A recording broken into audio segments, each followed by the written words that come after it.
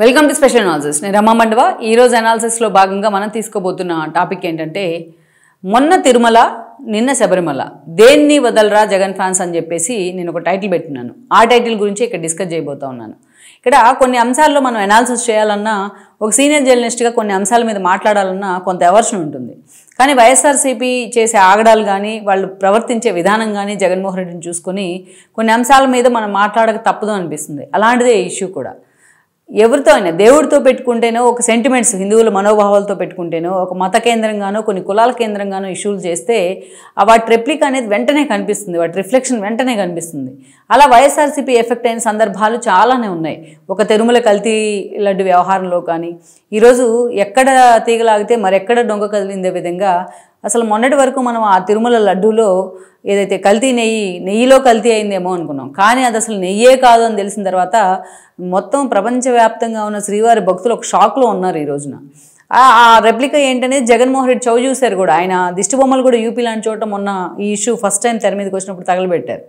So అలా ఇక declaration వ్యవహారంలో జగన్మోహన్ రెడ్డి ఎంత టార్గెట్ అయ్యారో కూడా మనకు తెలుసు. తిరుమల డిక్లరేషన్ కానీ, పట్టు వస్త్రాలు ఇవ్వడానికి వెళ్ళే క్రమంలో తన భార్యను తీసుకోకుండా తానే సింగిల్గా వెళ్తాం కానీ, ఇలాంటి ఎన్నో అపచారాలు జరుగుతూ వచ్చాయి. అంతేకాదు చాలా చోట్ల ఇలాంటి ఏదైతే ఆయన ప్రభుత్వ హయాంలో అంతర్వేదిలో రథాలు తగలబెడితే తేనెటీగలు తగలబెట్టాయని చెప్పడం కానీ, రాముడు తల తెగిపడితే రామతీర్థంలో దానికి వాళ్ళు చేసిన అరాచకాలు కానీ, ఇలాంటివన్నీ కూడా వైఎస్ఆర్సీపీ హయాంలో ఒక మతాల మనోభావాలతో, హిందువుల మనోభావాలతో ఎన్నోసార్లు ఆడుకుని వాటికి రెప్లికా, వాటికి అన్నిటికీ కూడా దానికి రిఫ్లెక్షన్ ఎలా ఉంటుందన్నది కూడా జగన్మోహన్ రెడ్డి చూస్తూ వచ్చారు. అయినా పదే పదే అదే తప్పులు చేస్తూ ఉంటారు. ఒక ఆటవిక జాతి తరహాలో మనుషులంతా కూడా ఎవల్యూట్ అయ్యారు. హోమోసెపియన్స్ నుంచి, హోమో ఎరెక్టస్ నుంచి చాలామంది ఎవల్యూట్ అయ్యారు. కానీ వీళ్ళు అక్కడే అనాగరికుల్లాగా అక్కడే ఆగిపోయినట్టు కనిపిస్తారు కొంతమంది మనం చూస్తూ ఉంటే. ప్రతిసారి దేవుడితోని అసలు లేకపోతే ఒక భక్తుల మనోభావాలతోని వీళ్ళు ఆటలాడుకునే వ్యవహారాన్ని సీరియస్గా ఎందుకు ఆ పార్టీ అధిష్టానం తీసుకోదనేది కూడా నాకు అర్థం కాదు. ఇక్కడ మనం చూస్తే వీళ్ళకి ఆటగా అయిపోతుంది ఇది. లేటెస్ట్గా ఏ అంశం గురించి మనం మాట్లాడుతున్నామంటే, కొంతమంది అనకాపల్లి జిల్లా నుంచి వైఎస్ఆర్సీపీ అభిమానులు, యాక్చువల్గా పాయకరావుపేట కాన్స్టిట్యున్సీకి చెందిన వాళ్ళు, కొంతమంది నేతలు, ద్వితీయ శ్రేణి నేతలు, కొంతమంది కార్యకర్తలు, వాళ్ళంతా కూడా మాల వేసుకున్నారు. ఎవరైనా స్వాగతించాల్సిందే, వాళ్ళకి అయ్యప్ప స్వామి సెంటిమెంట్ ఉంది అంటే. సో ఎంతో పవిత్రమైనదిగా భావిస్తాం మనం శబరిమలని. అక్కడికి వెళ్ళారు వాళ్ళు ఆ మాల తీయడానికి. అక్కడికి వెళ్ళిన తర్వాత వాళ్ళు పంబా నుంచి శబరిమలకి వెళ్ళే దారిలో మొత్తం వాళ్ళు ఆల్మోస్ట్ ఒక 20-30 మంది ఉంటారు. వాళ్ళంతా కూడా జగన్మోహన్ రెడ్డి ఫ్లెక్సీలు పట్టుకున్నారు. అది కూడా జగన్మోహన్ రెడ్డి 2.0 అనే ఫ్లెక్సీలు పట్టుకోవడం జరిగింది. ఆ పంబ నుంచి వాళ్ళు శబరిమలకి వెళ్ళే దారిలో మొత్తం దారంతా కూడా జగన్మోహన్ రెడ్డికి నినాదాలు చేస్తూ వెళ్ళారు. జగన్మోహన్ రెడ్డికి జిందాబాదులు కొట్టారు, జగన్మోహన్ రెడ్డికి జేజేలు కొట్టారు. ఆ పక్కన ఉన్న భక్తులు కూడా, ఇతర రాష్ట్రాల నుంచి వచ్చిన భక్తులు కూడా దడుచుకునే పరిస్థితి, భయపడే పరిస్థితి. అక్కడ ఒక సైకోయిక్ వాతావరణాన్ని సృష్టించే ప్రయత్నం చేశారు ఆ ఏరియాలో.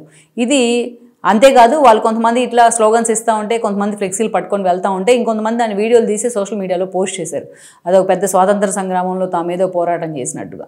సో అసలు మినిమం కామన్ సెన్స్, మిగతా రాష్ట్రాల భక్తులు ఎంతోమంది అయ్యప్ప స్వామి అంటే సెంటిమెంట్ ఉంటుంది, ఎంతోమంది అక్కడికి వస్తూ ఉంటారు.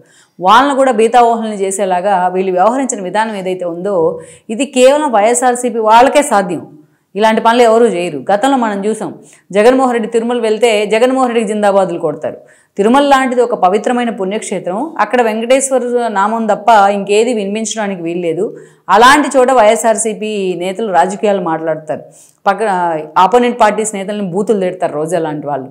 అలాంటి చోట జగన్మోహన్ రెడ్డి డిక్లరేషన్ ఇవ్వకపోవడం ఒక తప్పు.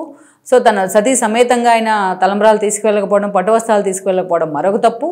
పైగా అక్కడికి వెళ్తే ఆయన అనుచరుగణం మొత్తం కూడా అక్కడ జగన్మోహన్ రెడ్డికి జిందాబాదులు కొడుతూ ఉంటారు. ధ్వజస్తంభం దగ్గర వెళ్తూ ఉంటే ఆయన అది నిజంగా అది తెలిసి చేసిన పాపం కదా. అది తెలియక తప్పు, ఏదో పొరపాట్లు జరుగుతూ ఉంటే తప్పు అనుకోవచ్చు, పొరపాట్లు జరిగిపోయింది అనుకోవచ్చు. ఇలాంటివన్నీ కూడా తెలిసి చేసే తప్పులే ఇవన్నీ. వీళ్ళు ఈరోజు సారోజు జగన్కి జిందాబాదులు కొడితే అది కూడా అంతే వైరల్ అయింది ఆ స్థాయిలో.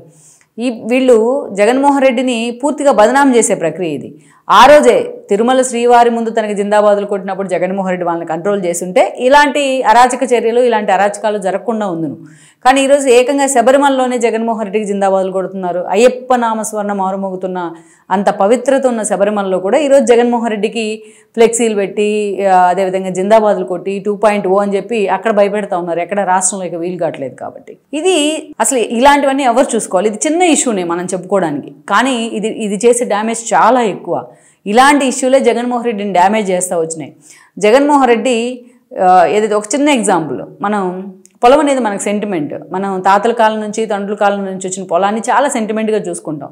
ఎవరైనా పక్కన మన పొలం పక్కన అరక దున్నుకునే వాళ్ళు ఒక రాయి కొంచెం జరిపితే మన వాళ్ళ మీద గొడవలకు పోతాం. వాళ్ళు తలబాగలు కొట్టుకుంటారు, అన్నదమ్ములైనా సరే, చనిపోయినా కూడా వెళ్ళరు, తరతరాలుగా ఆ గొడవలు కొనసాగుతూనే ఉంటాయి. అలాంటి సెంటిమెంట్ ఉన్న భూమి మీద ఆ రాళ్ల మీద, ఆ సరిహద్దు రాళ్ల మీద ఆయన ఫోటోలు వేసుకున్నారు, పాస్ పుస్తకాల మీద ఆయన ఫోటోలు వేసుకున్నారు. అంటే జగన్మోహన్ రెడ్డి ఒక భయంకపితమైన వాతావరణాన్ని క్రియేట్ చేశారు.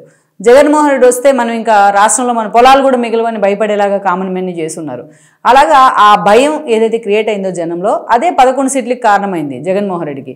అయినా సరే ఇంకా మార్చుకునే ప్రయత్నం చేయట్లా. దేవుడు అంటే ఎవరికైనా, ఏ మతానికైనా దేవుడు ఉంటారు, ఎవరికైనా సరే ఒక సెంటిమెంట్. అలాంటి దేవుడు ముందు ఇలా కుప్పిగంతులు వేయడం అంటే అది నిజంగా చాలా దారుణమైన విషయం. ఇది చిన్నదే కావచ్చు నేను అన్నట్టు, కానీ ఇది చేసే డ్యామేజ్ చాలా ఎక్కువ. సో అందుకే వైఎస్ఆర్సీపీ అధినేతే ఇలాంటి మూకలను కంట్రోల్ చేయకపోతే ఆ పార్టీ మనుగోడు కూడా కష్టం అంటే అది అతిశయోక్తి అయితే కాదు. Please share, like and subscribe R24 Telugu YouTube channel.